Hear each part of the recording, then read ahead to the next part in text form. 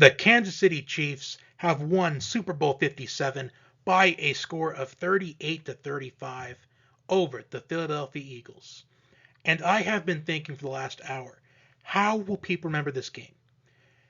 In the past, I have thought that people remember Super Bowls for one moment each. For example, of Super Bowl memories: Giants Patriots, the helmet catch; Seahawks Patriots, the Malcolm Butler interception; Patriots Falcons 28-3; Chiefs Buccaneers, Tom Brady gets his 7th Super Bowl ring. Last year's Super Bowl, Cooper Kupp caps off one of the best seasons we've seen out of a wide receiver in NFL history by catching the game-winning touchdown pass.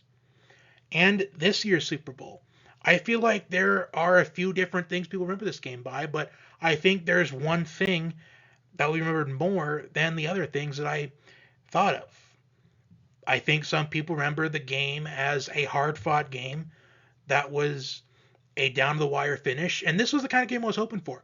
I was hoping for a game that would come down to the wire after Georgia and TCU in the championship game about a month ago.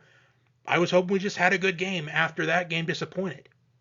And this game lived up to all the hype.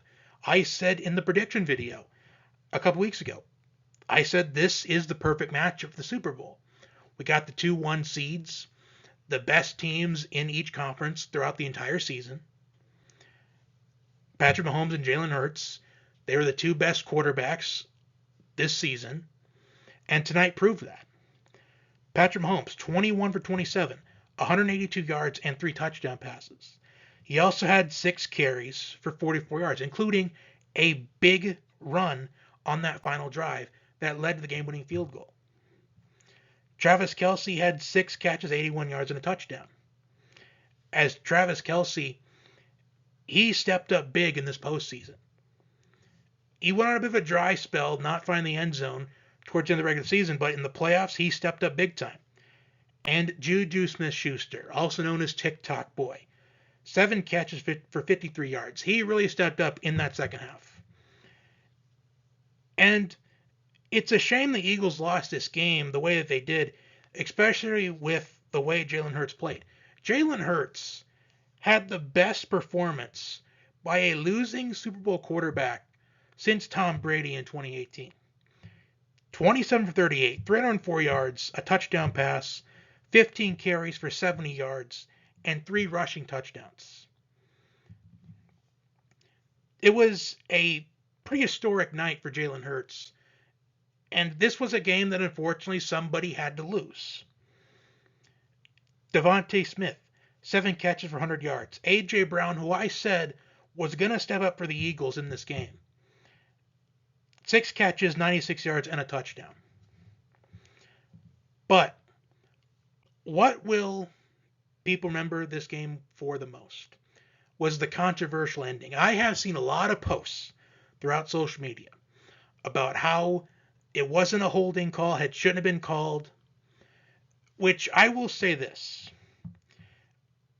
For one moment, I thought, okay, there's no way that was a hold.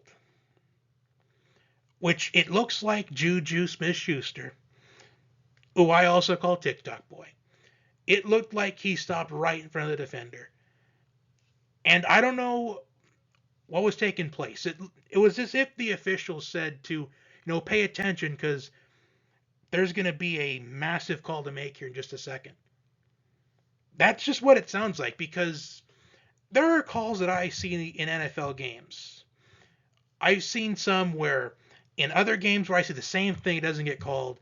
I've seen things that get called in one game but won't get called in another. I felt like for a while that the NFL officiating is really inconsistent. And if this was a call that got called in the middle of the fourth quarter with like 8.5 minutes left and it was a tie game and the Eagles still had plenty of time to try to tie the game up, then okay, then that was the right call. But the fact that it's crunch time, you got 2 minutes left in the Super Bowl. Super Bowl's on the line. Everything in the season has come down to this. And I'm just really concerned about, you know, officiating moving forward. I do think that we need to at least think about what's should be called and what doesn't, because to me it just feels like there can be a penalty on almost every play. It's almost like you either call nothing, let them play it out the entire game, go to flag football, go to two-hand touch, make football more boring and stupider than it probably already is at this point. Or you can just review every play and see if it's a penalty or not. And if it takes a game 6 hours to complete, then it takes 6 hours to complete a game. Honestly, I could see the NFL doing that maybe 10 years from now. Because the NFL gets more money that way. Because it's all about money for an organization like the NFL. But I'm not taking away anything from the Chiefs and how they performed tonight. In fact, both teams, this game lived up to the hype. I was worried that it was going to be a runaway game one way or the other. And there were just a lot of big time plays. As a football fan, this Super Bowl was a lot better than last year's. A lot better than the year before that. I think that as a football fan, this was the best Super Bowl since Super Bowl 52. As far as top Super Bowls, I think it's top 3 easily. And I think it's the Arizona Magic, as the other 2 Super Bowls in Arizona for tonight, the helmet catch and the Malcolm Butler interception. But I want to talk about the field, because I really, as much as you appreciate the iconic moments that have taken place in Arizona for the Super Bowl's history, there was a lot of slipping and sliding in that game. I feel like there should just be absolutely no reason to play in that stadium again, as there were a lot of concerns. You even saw the Eagles players. A lot of them were changing their cleats at halftime. You saw the grounds crew fixing the field after the halftime show. So I don't know what needs to happen here, but I vote for not having the Super Bowl played in that stadium ever again. That's just overall my opinion. So I do want to turn over to you guys. How did you feel at the Super Bowl? Do you feel like that call at the end, the defensive holding call on James Bradberry, should that have been called?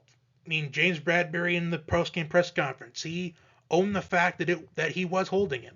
He thought that he was going to get away with it. And honestly, I don't blame him for thinking that, because, as I said earlier, I've seen a lot of NFL games in my lifetime. I've seen a lot of games in crunch time where I see similar plays like that not get called. Just like the Patrick Mahomes late hit out of bounds penalty that he was able to draw in that AFC Championship game, which he sold it really well. But I have seen games where the same exact thing happens, those late hit out of bounds plays, that don't get called. And I do understand the people that are skeptical out there that will say, well, the NFL is rigged. The NFL picks and chooses what gets called a penalty. And I have been skeptical over the years. But as I was mentioning, I feel like sometimes you just gotta let things play out. I mean, even if it didn't get called, the Chiefs were still in field goal range. And even though Harrison Butker had missed a field goal earlier in the game, he was going to make the field goal anyway, and who knows? The Eagles, they probably wouldn't have been able to tie the game up. They probably could have scored a touchdown. Who really knows? Unfortunately, we'll really never know, and there's nothing that we can do about it now. We can talk about it all we want, but it's not going to change the outcome of tonight's game. But overall, I feel like this was a great Super Bowl. It lived up to the hype. This is a type of game that you want to see if you're an overall football fan. We had the best 2 quarterbacks throughout the year, scoring off for the championship, and I do feel like this is going to be a game that does get overshadowed by that holding call on James Bradberry. But have a good night, good day whenever you happen to be listening. Thank you for tuning in, and I will talk to you next time.